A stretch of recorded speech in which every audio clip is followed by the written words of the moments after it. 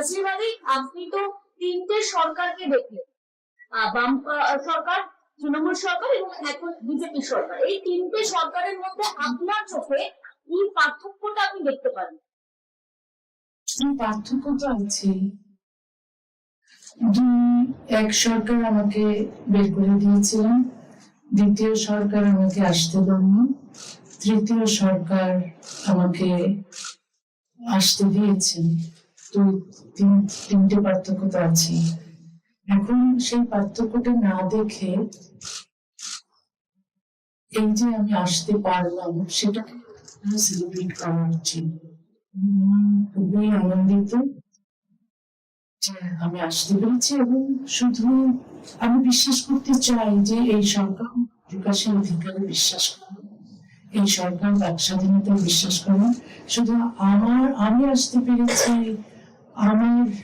আমি ভিন্ন মত প্রকাশ করলেও আমি এখানে এই শহরে বা এই রাজ্যে প্রবেশ করার স্বাধীনতা পেয়েছি, সেটাতেই আমি সীমাবদ্ধ থাকতে চাই না। আমি চাই অন্য যাদের ভিন্ন মত আছেন তারাও যেন একই রকম স্বাধীনতা।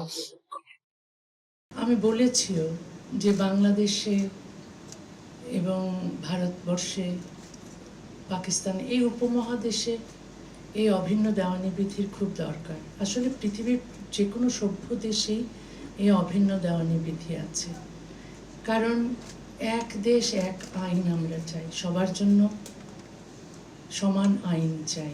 বিশেষ করে নারীরা ধর্মীয় আইনের অধীনে যদি থাকে তাহলে তাদের বিরুদ্ধে বৈষম্য আমরা দেখি, নির্যাতন দেখি।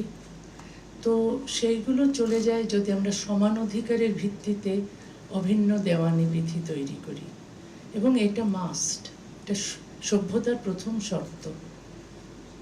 কারণ এখানে আমরা দেখছি মুসলিম মেয়েরা বৈষম্যের শিকার হচ্ছে, বাংলাদেশে হিন্দু মেয়েদের কোনো অধিকার নেই, ওখানে হিন্দু মেয়েরা কোনো পিতার সম্পত্তির অধিকারী হতে পারেন না, তারা ওখানে হিন্দু পুরুষেরা বহুবিবাহ, ওখানে তাদের বহুবিবাহ প্রথা তারা উদযাপন করেন। যে কোনো হিন্দু পুরুষ প্রচুর বিয়ে করতে পারেন, কোনো হিন্দু মেয়ের ডিভোর্স করার স্বাধীনতা নেই। কিন্তু ভারতবর্ষে সেই হিন্দুদের জন্য যে আইন ছিল 1956 হিন্দু অ্যাক্টে, সেটা সমানাধিকারের ভিত্তিতে করা হয়েছে, কিন্তু বাংলাদেশে করা হয়নি। সুতরাং হিন্দু মেয়েদের ওখানে স্বাধীনতা পেতে হলে, অধিকার পেতে হলে অভিন্ন দেওয়ানি বিধির দরকার, এবং সেটা সম্পূর্ণ সমান অধিকারের ভিত্তিতে হতে হবে। বাংলাদেশে মুসলিম মেয়েরা বৈষম্যের শিকার ধর্মীয় আইনের কারণে। তো এই সমস্ত বৈষম্য চলে যাবে যদি অভিন্ন দেওয়ানি বিধি সমান অধিকারের ভিত্তিতে করা হয়।